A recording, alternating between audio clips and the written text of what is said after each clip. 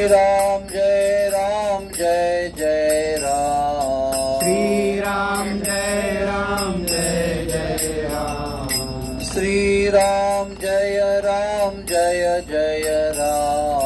श्री राम जय जय राम।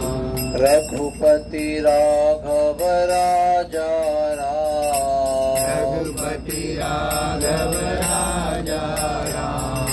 पतित पावन सीताराम। पतित पावन सीताराम। सीताराम सीताराम। सीताराम सीताराम। सीताराम जय सीताराम। सीताराम जय सीताराम। श्री राम जय जय राम। श्री राम जय जय राम। हरे कृष्णा कृष्णा कृष्णा हरे हरे, हरे राम राम राम हरे हरे। हरे कृष्णा कृष्णा कृष्णा हरे हरे, हरे राम राम राम हरे हरे। हरे कृष्णा कृष्णा कृष्णा हरे हरे, हरे राम राम राम हरे हरे। हरे कृष्णा कृष्णा कृष्णा हरे हरे, हरे राम राम राम हरे हरे। हरे कृष्णा कृष्णा कृष्णा हरे हरे, हरे राम राम राम हरे हरे। हरे कृष्णा कृष्णा कृष्णा हरे हरे, हरे राम राम राम हरे हरे। जय सीताराम लक्ष्मण हनुमान, सीताराम जय लक्ष्मण हनुमान। सीताराम लक्ष्मण हनुमान, सीताराम जय सीताराम लक्ष्मण हनुमान, सीताराम जय लक्ष्मण हनुमान। सीताराम लक्ष्मण हनुमान, सीताराम जय लक्ष्मण हनुमान। बोलो सीताराम लक्ष्मण हनुमान की जय। बोलो। एक मिनट इसको दबाओ जरा, ऐसे ऐसे दबाओ। बोलो सीताराम लक्ष्मण हनुमान की, बोलो श्री अयोध्या धाम की, बोलो श्री लामला की, पिताई गौर प्रेमानंदे।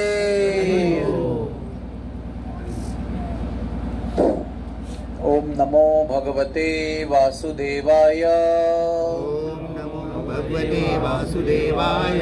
ओम नमो भगवते वासुदेवाय। ओम नमो भगवते वासुदेवाय। ओम नमो भगवते वासुदेवाय। ओम नमो भगवते वासुदेवाय। नारायणं नमस्कृत्य नारायणं नमस्कृत्य नरं चैव नरोत्तमं नरं चैव नरोत्तमं देवीं सरस्वतीं व्यासं देवीं सरस्वती व्यासं ततो जयमुदीरये। ततो जयमुदीरये। नष्टप्रायेषु अभद्रेषु नष्टप्रायेषु अभद्रेषु नित्यं भागवत सेवया। नित्यं भगवते सेवया। भगवतीरुत्तमश्लोके भगवती उत्तमश्लोके भक्तिर्भवति नैष्टिकी। भक्तिर्भवति नैष्टिकी। कृष्णाय वासुदेवाय कृष्णाय वासुदेवाय देवकी नंदनाय च देवकी नंदनाय च नंदगोपकुमाराय नंदगोपकुमाराय गोविंदाय नमो नमः। गोविंदाय नमो नमः। हरे कृष्णा।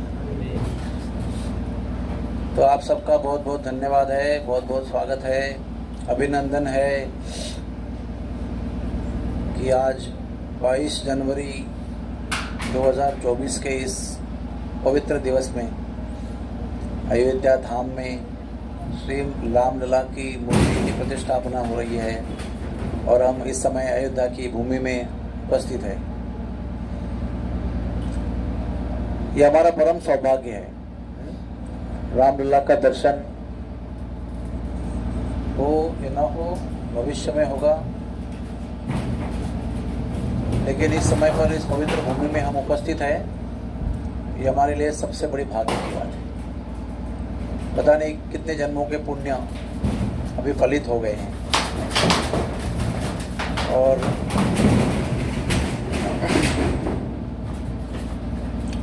अयोध्या धाम, ये आपके लिए बहुत सुनकर आनंद होगा कि पूरे विश्व की सबसे पहली नगरी है। The first city to be established on the planet, Ayodhya. इसका इतिहास ऐसा है कि ब्रह्मा जी सृष्टि का रचयिता है। भगवान विष्णु पहले अपना निर्माण करते हैं और फिर उपसर्ग यानी सेकेंडरी क्रिएशन, सर्ग यानी प्राथमिक क्रिएशन, वो अपने बीज को भगवान देते हैं और सृष्टि का निर्माण करते हैं। उसमें सारे लोकों का निर्माण होता है, ब्रह्मांडों का निर्माण होता है, 14 भुवन का निर्माण होता है। तो उसमें जब पृथ्वी का निर्माण होता है तो ब्रह्मा जी उसके आगे अपना क्रिएशन जो निर्माण है वो कार्य आरंभ करते हैं। तो ब्रह्मा जी के जो पुत्र हैं, मानस पुत्र, उनको कहते हैं मारीची। फिर उसके बाद नारद मुनि, फिर उसके बाद में व्यासदेव। इस प्रकार से संप्रदाय है हमारा। तो कश्यप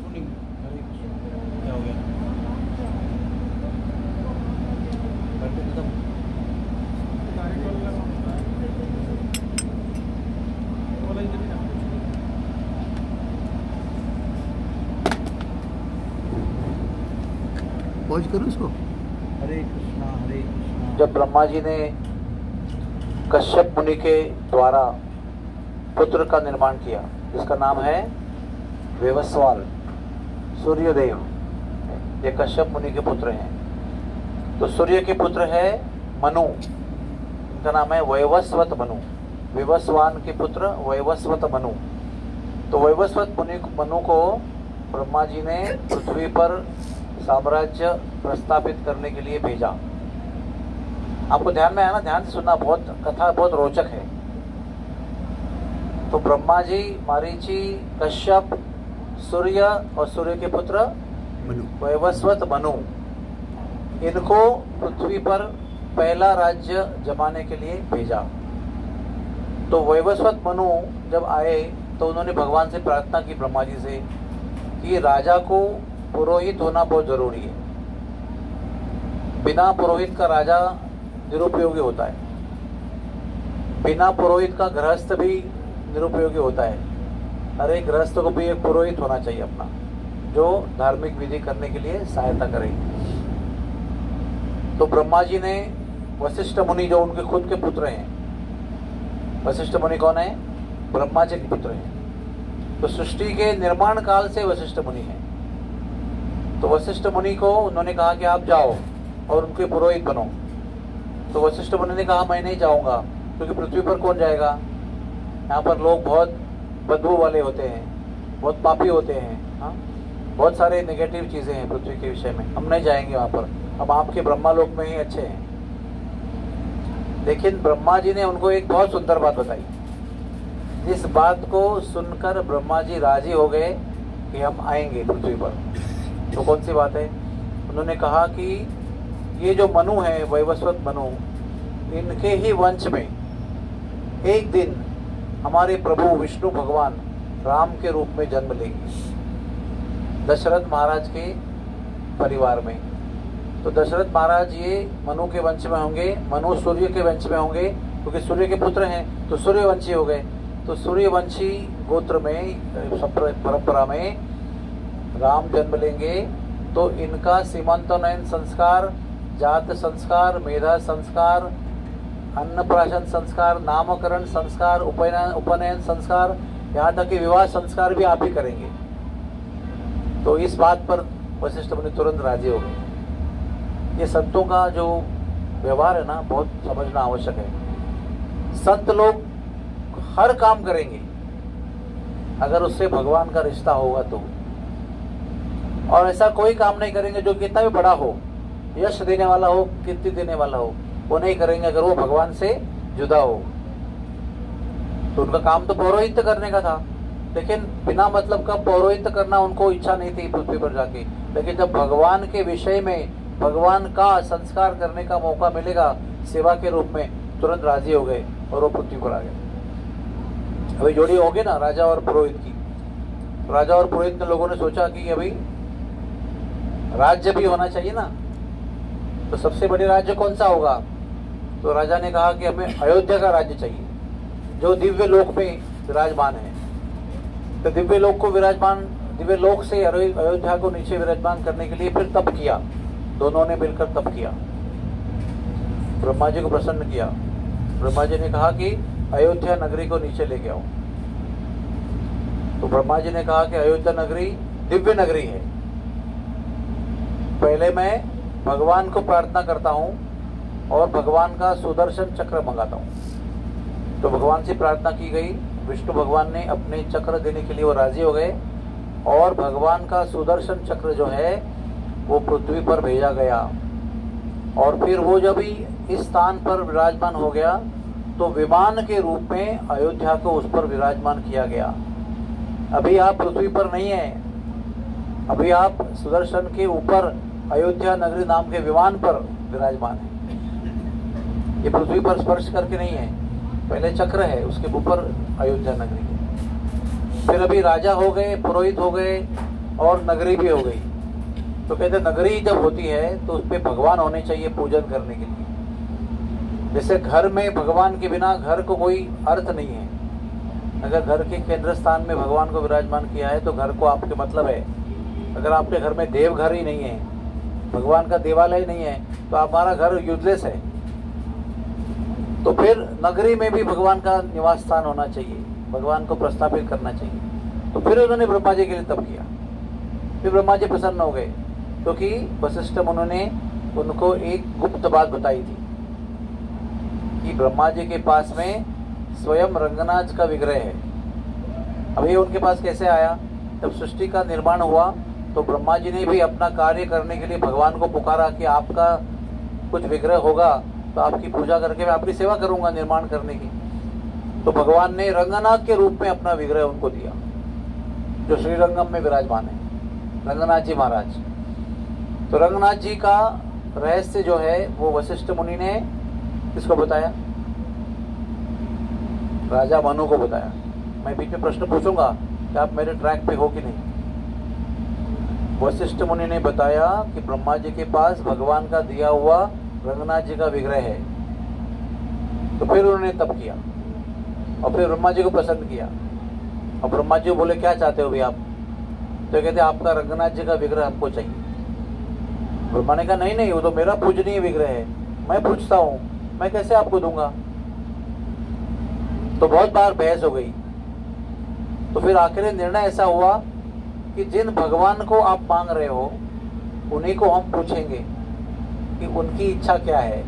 तो ब्रह्मा जी को पता था कि भगवान तो कहेंगे कि मैं इधर रहूंगा, आपका पूजनीय विग्रह हूं तो मैं यही रहूंगा। तो जब वो भगवान को पूछने गए कि भगवान आपकी इच्छा क्या है, आप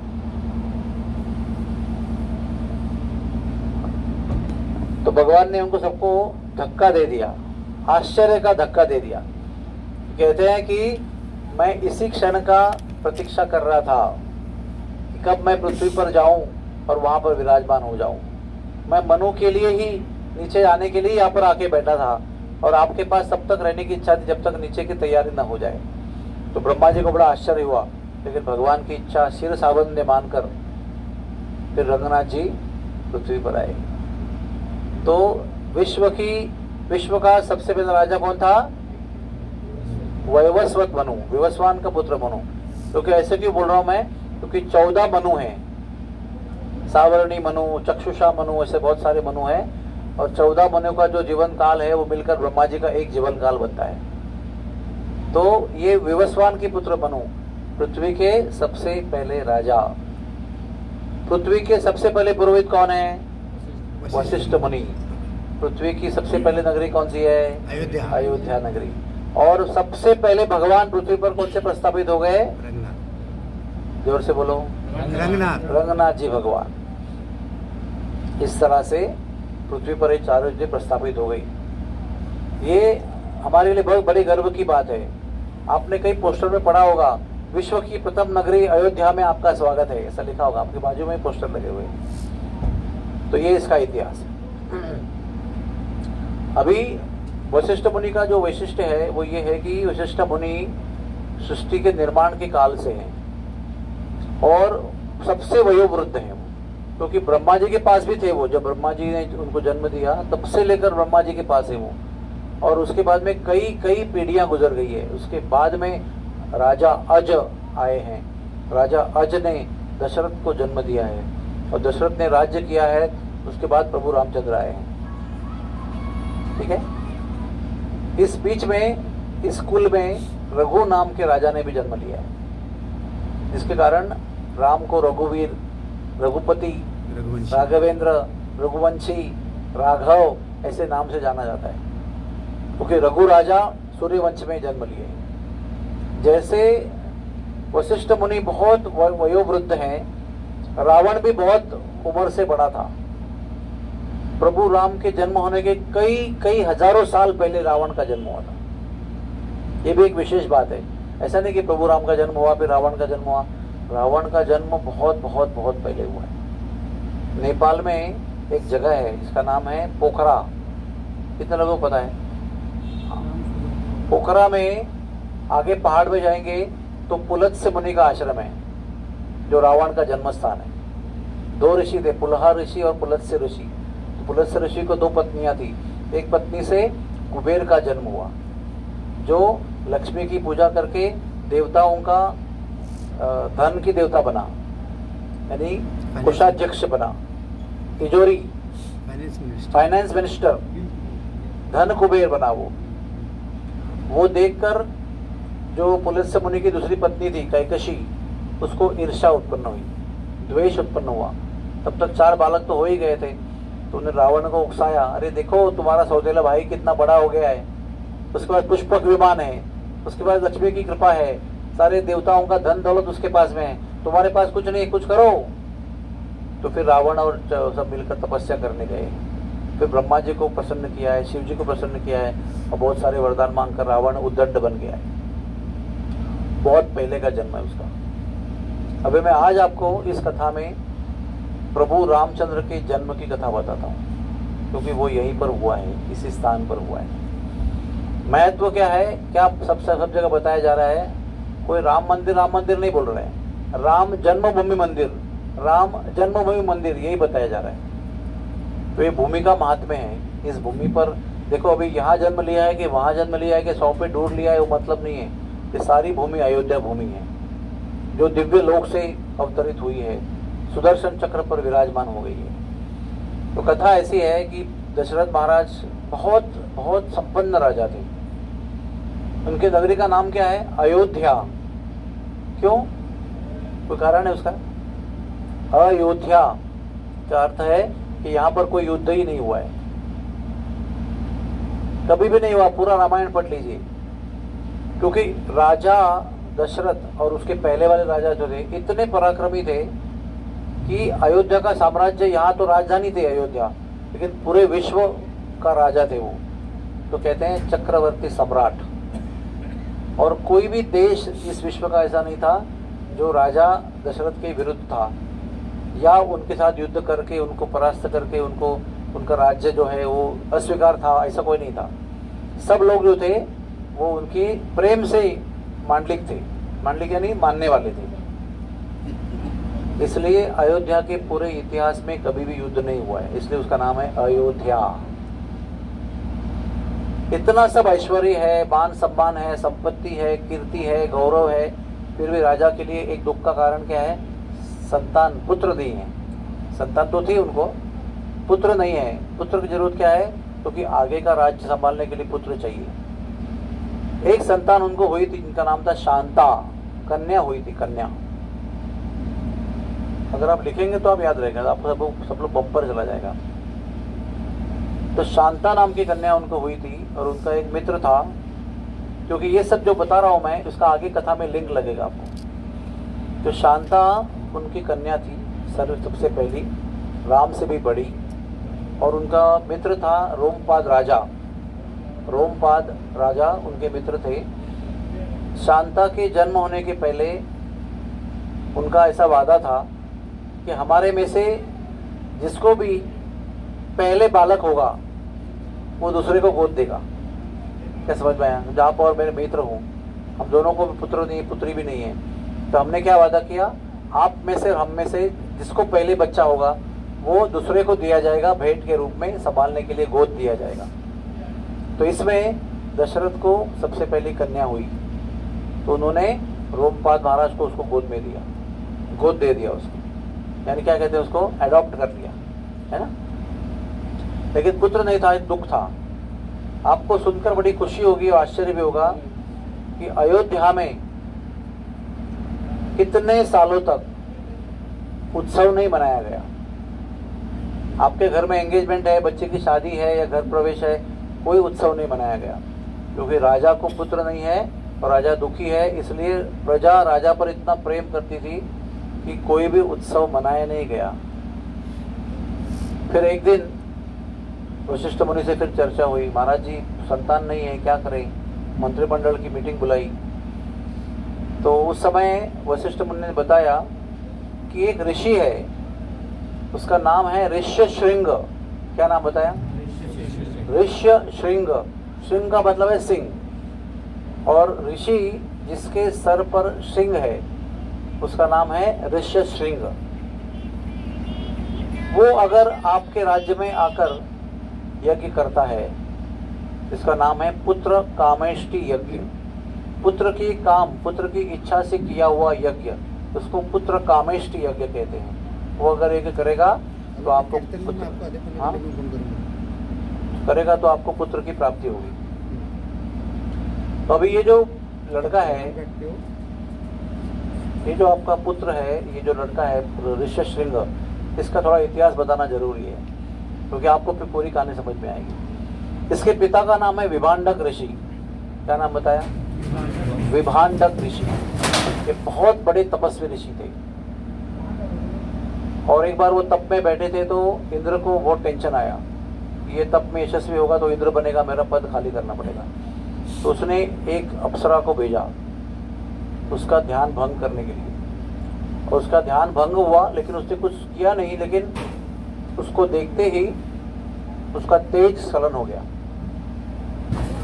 वो तेज एक दोना में रखा गया, और वो जो अप्सरा थी वो पता था कि ऋषि का तेज बहुत पावरफुल है, तो उसने दोना में रख के उसको हिरण को खिलाया, क्योंकि उसको गर्भवती बनने की इच्छा नहीं थी, तो उसका काम एक ही था, इसका ध्यान भंग करना और निकल जाना है, कोई उसका विवाह करने का प्लान नहीं था।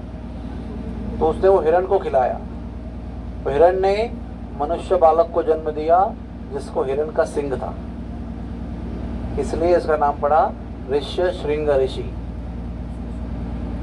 तो पहले ही एक स्त्री ने दगा दे दिया, एक तो ध्यान भंग कर दिया, फिर हुए पुत्र को छोड़कर चली गई इंद्र के पास।